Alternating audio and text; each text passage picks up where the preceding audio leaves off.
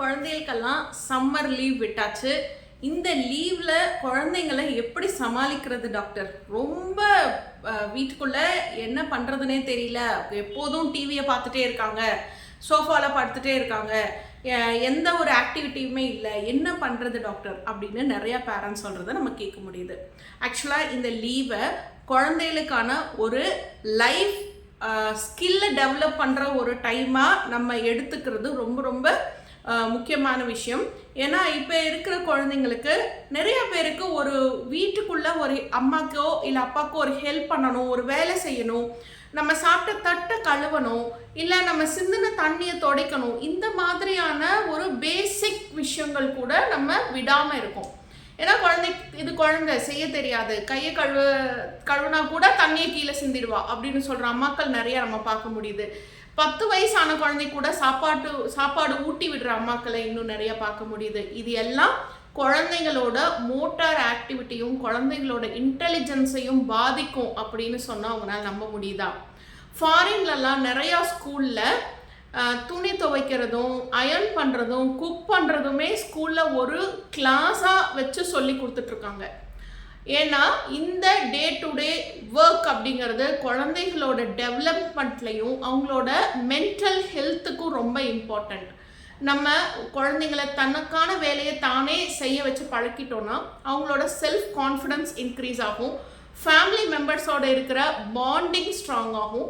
அம்மா படுற கஷ்டம் என்ன, ஒரு வேலையை செய்யறது எவ்வளவு முக்கியமான விஷயம், அது செய்யறது எவ்வளவு கஷ்டமான விஷயம் அப்படிங்கிறது குழந்தைங்களுக்கு புரியும்.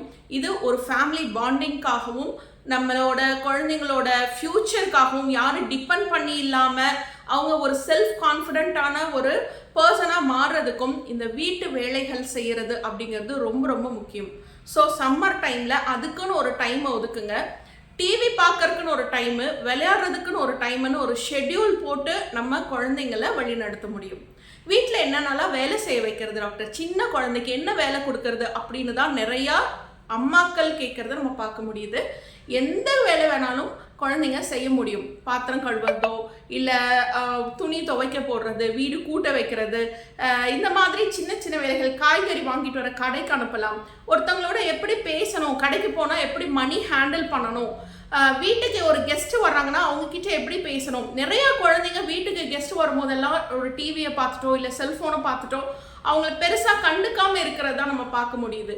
இது ஒரு நியூ பர்சன்ஸோட அவங்க மிங்கிள் ஆகிறது எப்படின்னே நிறைய குழந்தைங்களுக்கு தெரியறதில்ல.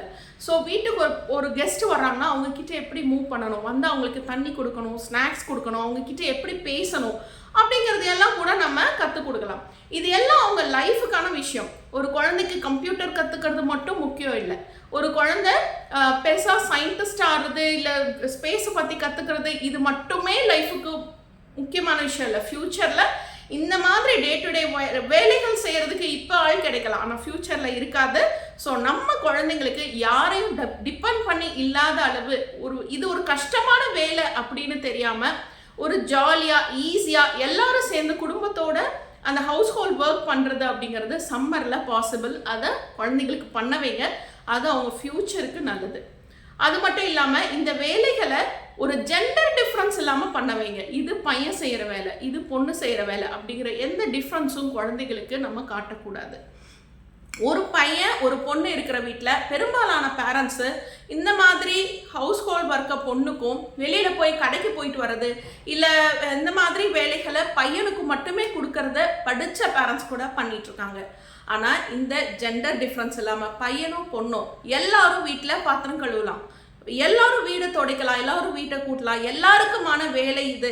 இதில் எந்த டிஃப்ரென்ஸும் இல்லை அப்படிங்கிறத குழந்தைங்கள்லேருந்தே நம்ம அதை சொல்லி கொடுத்துட்டு வந்தோம்னா ஒரு பெரிய மாற்றமே அவங்களுக்கு நிகழும். இந்த சொசைட்டியில் இருக்கக்கூடிய பல ஜெண்டர் டிஃப்ரென்சியேஷன் இந்த பழக்கங்கள்னால மறையறதுக்கும் வாய்ப்பு இருக்குது. நன்றி.